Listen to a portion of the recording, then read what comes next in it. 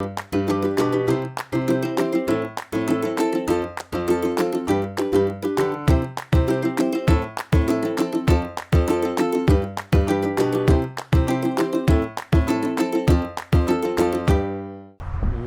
is up, everybody? Welcome back to another YouTube video. My name is Mike. Today is Monday. We got weekend sales and a topic to discuss. We're going to cover the eBay sales first, as always, then the Amazon sales, and then the topic. So we're going to talk about reselling fads, whether that's specific items or specific business models. I believe it applies to both, and how fads kind of influence the reselling market, and just my overall opinion on it. And I'm curious to see like what kind of fads you have all experienced during your time reselling. A lot of you have been reselling longer than me. Those are going to be the topics. If you're interested in being around like-minded people, join the YouTube channel, weekly Zoom calls, private members only Discord, all of that fun stuff. We did have a pretty decent weekend in sales, a very nice average sales price. So I guess we're just gonna hop right on into the sales. Let's go. All right, first up, eBay sales. 3 things sold on eBay for, quick math, a little bit over $200. So, first thing we have, another one of our finger bikes here. This one sold for $49.99, free shipping. Series 1, so you can get a little bit more money for them.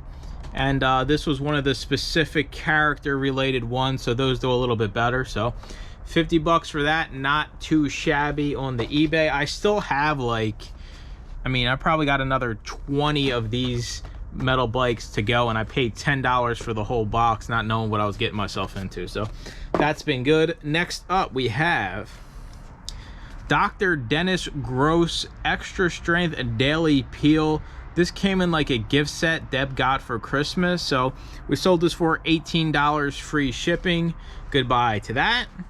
And then the bigger sale of the weekend, this is actually the second one of these I have sold.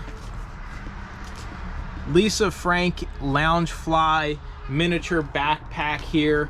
Second and Charles had these, and Deb went with me the one time and said, hey, look, Lisa Frank. And I know Lisa Frank does really well, so we decided to look these up, and they're going for right around $150. So I got one that day and I sold it for $140. Second and Charles was charging $90 in credit. So to preface this, I have hundreds of dollars in Second and Charles credit. So I bought the first one for $90 credit. I sold it over the weekend, went back and grabbed the other one, sold it again over the weekend. So pretty good flips here. Lisa Frank usually always does well, and this is pretty dope. You know, Lisa Frank style stuff is pretty awesome. I've never found it in thrift stores like some people have, but stuff like this is always good to keep your eye out for. Those were the 3 eBay sales. Moving on over to wonderful Amazon Merchant Fulfilled. We have 5 sales. I don't even know how much. Over 100 bucks. I guess that's all that matters, right? So first up, we have a CD. Brand new sealed, Steve Green, Hymns, A Portrait of Christ. People have been asking, how do you know it's actually new? Well, that's a dead giveaway. That's a manufacturer's seal. And if you see the fold over, it's a little hard to see here with the camera, but there's a little kind of like fold over. That's how you know it's the manufacturer sealed. Sold for $18.50. As you can see, we paid $2.50 for that, so that was a good flip. Next up, we have a textbook here. I can't pronounce, I swear, like I always get stuck with these impossible pronunciations. We have Gallagher Gonstro, beginner's level, a multimedia Irish language course for adults. You see that here? I was putting together these bookcases, and when I was trying to screw the screw in, the drill came off and hit my thumb. It's been like that for like 3 weeks. It hurt. This sold for $79. It does have the CDs, right? You always want to make sure if something like this says it has CDs, it has CDs. $79 merchant fulfilled, and this sold pretty quickly. I believe I only listed this last week, so I got no complaints about merchant fulfilled. I actually it's kind of growing on me here, especially the way fees are going up on Amazon. Next up, we have a new DVD set sold for $26. The Broken Wood Mysteries Season 2. I've never seen any of these. I've sold other series from this, and I still have one more left over there. I have Series 3 still to sell. Not bad, you know. Take 26 bucks for that. I'm probably only into it for $1. All right, used CD time. We have Joe Bonamassa, Royalty. This is a pretty dope like CD case here. No idea who this guy is, but he made us $17. I mean, even the inside looks dope. I wonder if that's, yeah, I mean, that looks like it's Abbey Road. So not too bad, we'll take that. And then the last one we sold for $32, a well-known musician out there in the universe. We have Willie Nelson's Greatest Hits Live, 32 bucks, 1999. This was made. Let's see some of the songs on here. We have The Red-Headed Stranger, Stardust, Crazy, Nightlife, If You Got the Money, Honey, I Got the Time. So 32 bucks for Willie Nelson. I appreciate him and his great music making me money. Now we're getting into the topic of fads. So fads come and go, right? Furbies, you know, just different items that are kind of fads that kind of go in and out. Those gugitsu figures, right, that everybody was selling over the past 2 years. There's different fads and things in the market, and what happens is if you get too distracted from this, you kind of lose the focus of your actual business. And this is just related to product fads, right? There's always something, you know. When these bikes first came out, everybody wanted them, and you know, for 6 months to a year, you could probably flip these for 10 times what you paid for it.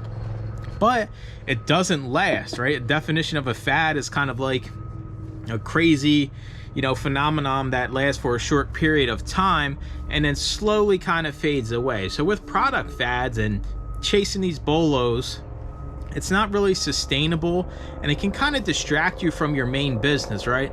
If I'm out there chasing, you know, finger bikes all the time because they're hot right now and I don't find anything, and I let my media business kind of go by the wayside, I'm gonna wind up losing more money than I'm gonna make, even if I do come across something like this.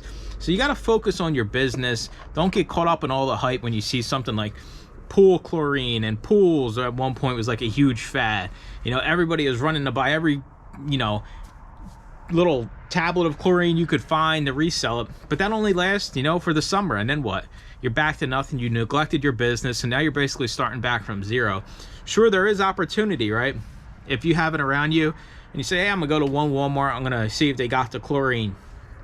You just buy it all and then sell that amount, and then you're done with it, right? You don't continuously try to, you know, push the envelope and try to, you know, get every little bit out of it. I see the upside with it, right? Because if something's hot, you can find it cheap and sell it for a lot of money. But the downside is you can easily forget about your actual business you have going on in the background, especially if it doesn't pertain to your business, right? If you're somebody that sells, you know, pool supplies, and chlorine all of a sudden is a hot thing, then sure, that fits right in. And kind of like with the books, we can say like the Dr. Seuss fad, right? Dr. Seuss, oh, they're banning his books, and oh my God, go to every thrift store and look. I can sit here and say, I did not run out the thrift stores and look for any Dr. Seuss books. I really did not care. Things like this come and go. It's not going to sustain your business long term. And even when we get into kind of like basically business model fads, right? When I first started reselling, selling used books, I would say was the fad. I can admit I kind of jumped in on that. And, you know, Reezy was posting videos, Romer, Rake, and all the OG booksellers were posting videos about how easy it is to go sell used books on Amazon. And that kind of, you know, propelled people into the Amazon universe. Now, we still do it, yes, but it's not as prominent as it used to be, right? Kind of books own kind of goes by the wayside now. And the fad I see currently is eBay to Amazon flips, right? That's the hot thing in the reselling world right now. So it's fine if you decide, hey, I'm gonna start doing eBay to Amazon, but I don't want you to do it just because other people are doing it. I want you to do it because it's something that interests you, and after everybody moves away onto the next fad, you stay put and keep doing that, right? Because that's how you're gonna make money. You know, I can sit here and post videos all day about eBay to Amazon flips, and when everybody decides that's no longer the cool thing to do, if you keep doing that, then you're still going to see results, right? Because you understand that business. So if that's not necessarily bad in a way, but you have to build your business around it and be willing to stick with that business after the time comes and you can no longer, you know, be the cool shiny thing on the market, right? You know, selling books is kind of by the wayside anymore. People don't even start with books on Amazon anymore. They jump right into OA, and you know, that was kind of another thing before eBay to Amazon was OA. There was a huge push for online arbitrage. Tons of great content creators out there like making videos and making good money doing it. And now it's kind of switched over to eBay to Amazon flips, and I'm sure there'll be something else down the road. And you can even see platforms, right? We talked about it on the weekly Zoom call yesterday, is like the Whatnot, you know, reselling platform where the live auctions. Is that a fad?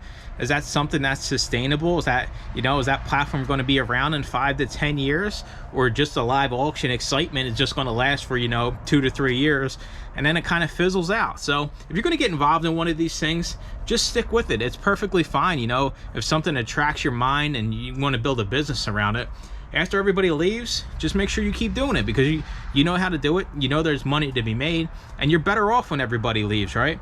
If you're doing eBay to Amazon and, you know, all of a sudden something else comes along and everybody leaves eBay to Amazon flips, you stay there. There's less competition. You're going to make more money. So as always, I appreciate y'all watching.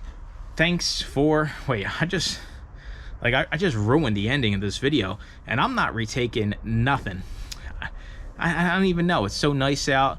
Debs over there in the car. She's going to clean up the unit a little bit for me. It's going to be a good day. Anyways, as always, I appreciate you watching. Make sure to comment, like, and subscribe. That's how the ending goes. And I'll see you guys in the next video. Bye-bye.